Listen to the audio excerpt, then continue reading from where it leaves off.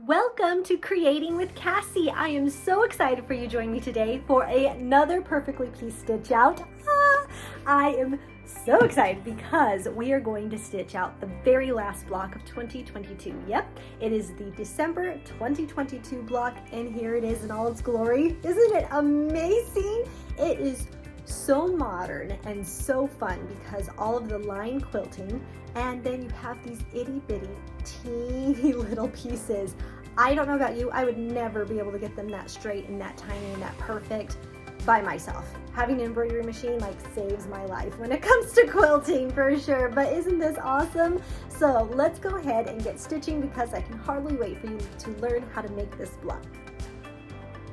Alright, so let's take a look at the things in this box. The first thing I want to show you is this amazing thread. It's the Glide nickel color and it's just so pretty. It's a great silver.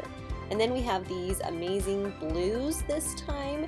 I love how they're all different kinds of a blue sort of shade or pattern. And I'm just going to pull this off if I can undo the knot.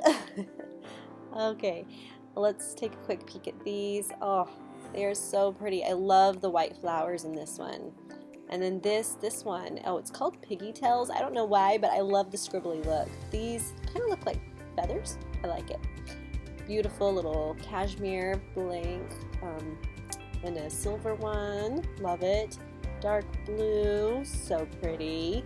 And then this one, I swear these look like butterflies. I don't know what they really are, but I love it. It's a butterfly block to me. And then some more of that Piggy Tails. Oh, so fun. I love the fabric. And then this I needed. I don't have one of these. Hold my bobbins. While cutting out this block, I discovered something interesting. Because of those teeny tiny little strips of fabric, which are so cute, we end up with 4 pieces of fabric that are very similar. And 2 of them actually are almost the same size, they're just a little bit different. So to make sure I don't mix them up while I'm piecing, I decided to grab my perfectly pieced sticker set, which I got in the August box, and I'm just going to label them. You can do this with a water-soluble marker as well. So this one is piece number 2. Let's see, this one is piece number 4. This one is piece number 6. And this one is piece number 8. And this way I won't mix up which of these teeny tiny strips that are very similar go where. And I want to make sure that I have them in the right places. So it's a good idea on this block to label these pieces. We're going to start by starching and pressing all of our fabrics as soon as we've got them cut so that they can lay nice and flat and piece beautiful for us.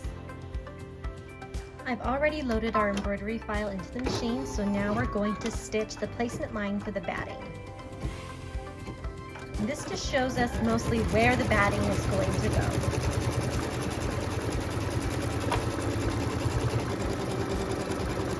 Next, we're going to place our batting, completely covering that placement line on all sides, making sure that it's covering it, and we're ready to stitch.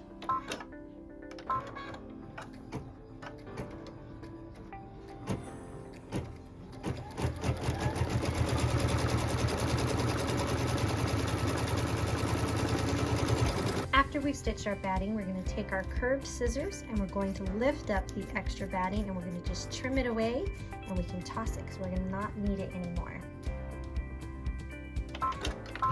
After our batting is trimmed, we get to do the best part, which is the piecing template. This is my favorite. I love how it reveals the block and how it shows where everything is going to go. It just helps us understand this block so much. And it's like one of those things that if we didn't have it, we'd really struggle with perfectly pieced. So thank goodness it's there. So what it does first is it does our line, which will be our cut line. Just kind of giving us a little bit over 1/4 of an inch from that batting line.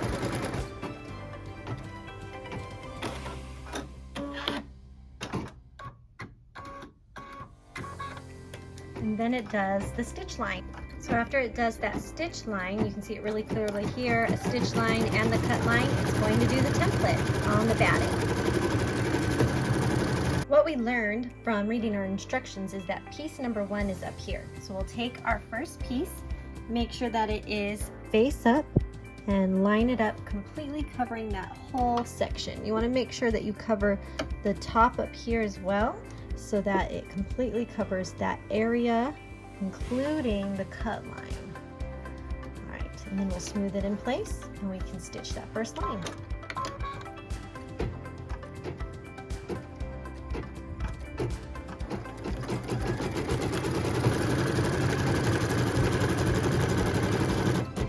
After that line is stitched, we're going to take our fabric, hold it up nice and taut, and then we're going to trim the excess away. And then we can put piece number 2. Now if you remember right, we labeled these pieces so that it would be easy at this part to figure out what goes where. So we can remove that sticker at this point. And I'm just going to set it against that stitch line, lining it up. And because it's a little lighter, I am bumping it over to the edge of the fabric so it covers the dark fabric, smoothing it in place, and then we can stitch it. So what it's stitching now is the tack down line for piece number 2.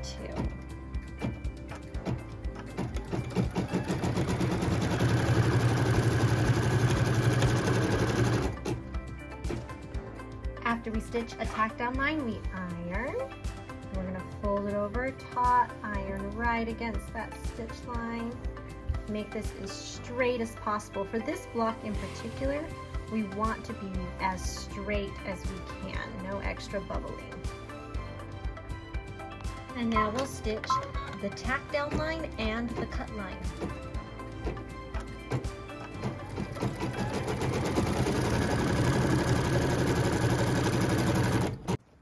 Take our scissors, and we're going to cut nice and close, removing the excess fabric. Then we get to place piece number 3. We're going to line it up right against that line, making sure it's nice and straight. Smooth it and we can stitch. And we'll stitch the tack down line. I love this butterfly fabric, it's so pretty.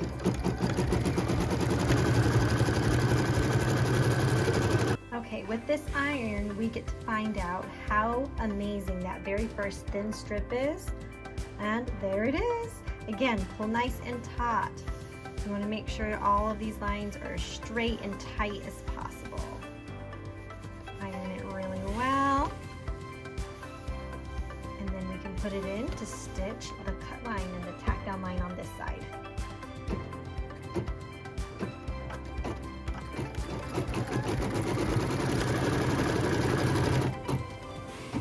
And we'll take our scissors. I prefer these curved ones because they just help cut so nicely against that line, and then I'm going to angle off just because of how close we are to the hoop. So that covers where we need it cut. Then we can take piece number 4 and we'll just remove that sticker and we'll line it up right against that stitch line, making sure that it's right there, and then I'm bumping it over just a smidge to cover the dark fabric, and then we can stitch it. And this is the tack down line for piece number 4.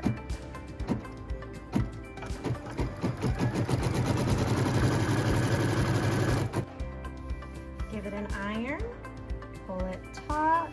This is so fun to have these teeny little lines in between these bigger pieces of fabric to create the look that we're going for. So this is the second one getting started. Just making sure it's nice and taut and tight against that line. Okay, now we can stitch the other side, which is a tack down and cut line.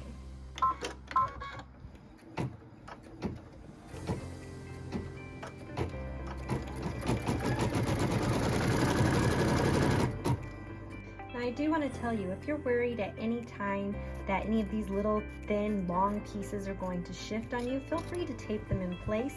It's absolutely acceptable to do that. I'm going to take our next piece, which is piece number 5, and line it up against that stitch line, and then we can go stitch it. So this is the tack down line for piece number 5.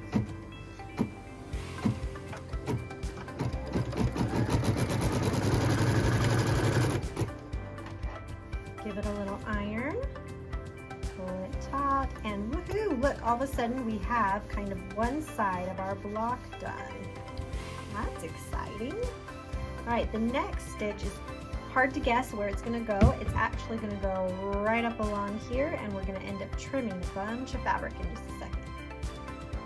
All right.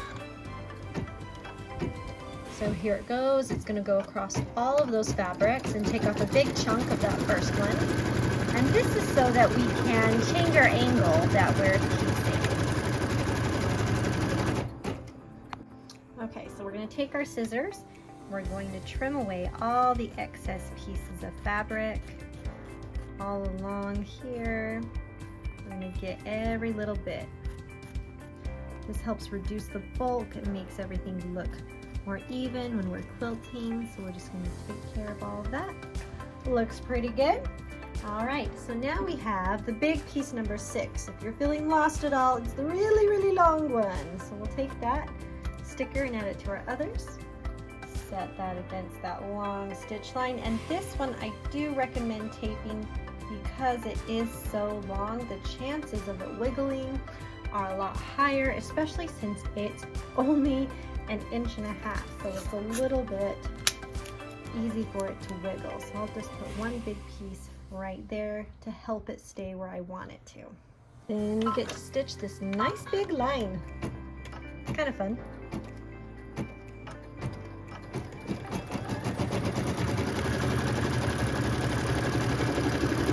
This is also a reason why we starch everything, so it lays flat. Okay, so we're going to remove that tape. Pull our fabric over. Oh, almost forgot, we better do this part first. Then pull it over. Some stitches are in place. And this one you kind of have to do it in sections, making sure it's all taut against that stitch line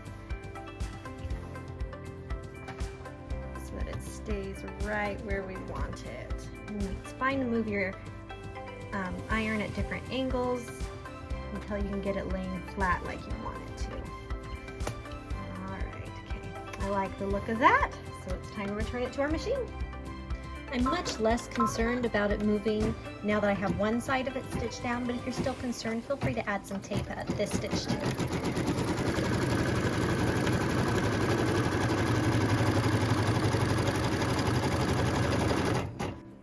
Time to trim.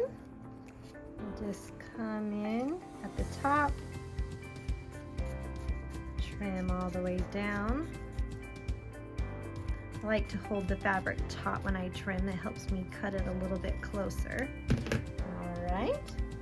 Okay, and then we get to put the next piece, which is also long. It's a little bit fatter, but because of its length, I am going to tape this one as well. I just would rather not risk it buckling at the last moment or something. We never want that. I'm going to put one piece there, make sure we're all smooth, and we'll stitch this one.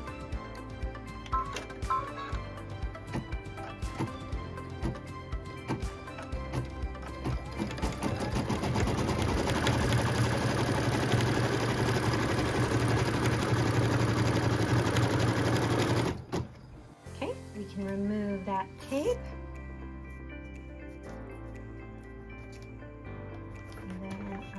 Stitches, pull it taut all the way along.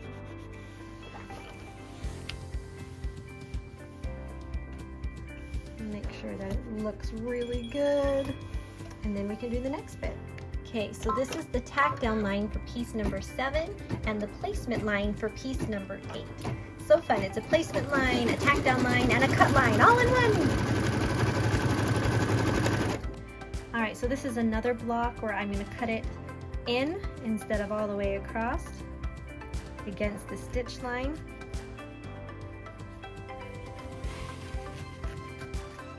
And then I'm going to angle it out again. It always looks funny, but just for a minute. And then we can take piece number 8, we'll pull off its sticker, line it up against that stitch line, and we'll get this piece in. So this is the tack down line for piece number 8.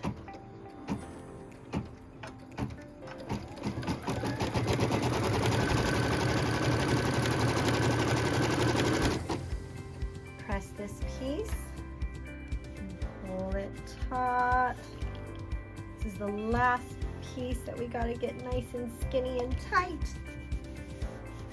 Alright, so what we're stitching now is the tack down line for the other side of piece number 8 and the placement and cut line for piece number 9.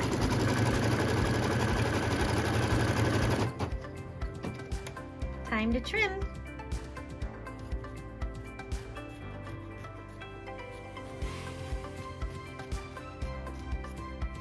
All right, and finally we're placing our last piece. This was a long one with 9 pieces. I think it's the most we've done so far. We're going to smooth it and we can stitch it. So this is our final tack down line for all of the piece fabric.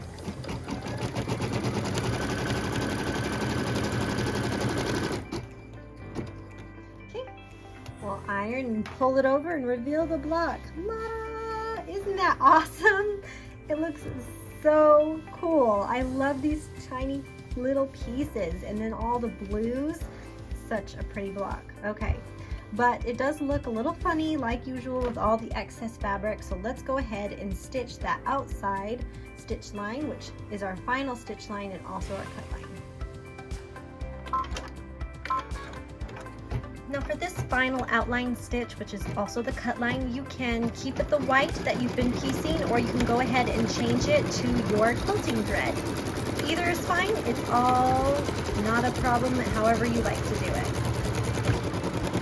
Alright, so I have switched out my white colored thread that I've been piecing with my beautiful nickel thread that came in the box, which I love. And this quilting is fun because it's not whirly, twirly, or floral or anything. It's just straight lines.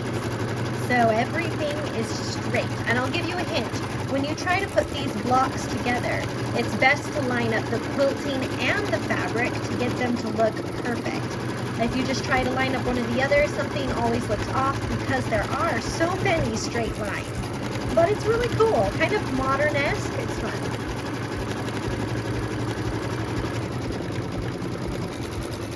We'll just watch this quilting because it's straight lines and it's almost done actually. And who doesn't like watching quilting? I mean, I find it mesmerizing.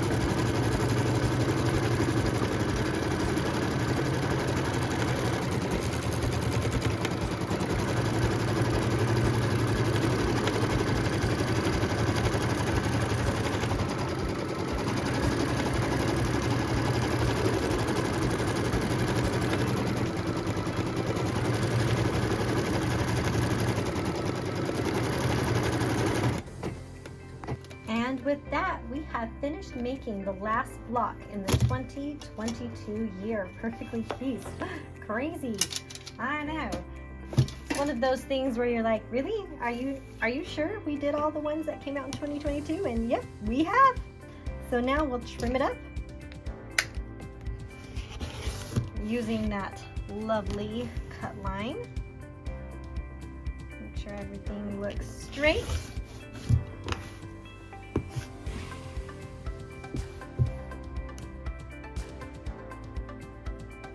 And then you can actually see this block for what it really is without all the excess fabric.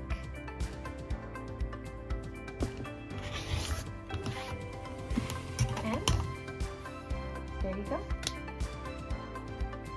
I seriously feel like we should have a drum roll, please, right? Look what we did. Ah, it's so pretty, so pretty. It's not like in your face, wintry, Christmassy. It's just one of those things that you could put on your couch in January and let it live there while the snow is falling and just be happy about it because it's a little bit icy, wintry kind of feeling, but it's so happy and cheerful too with the beautiful flowers and what I call butterflies. I don't know if that's what they really are, but I love the butterfly fabric and it is so much fun. But guess what? We are not done doing piece blocks. I'm going to continue on in 2023 and we're going to start piecing all the blocks starting next time with January 2023, and see you next time.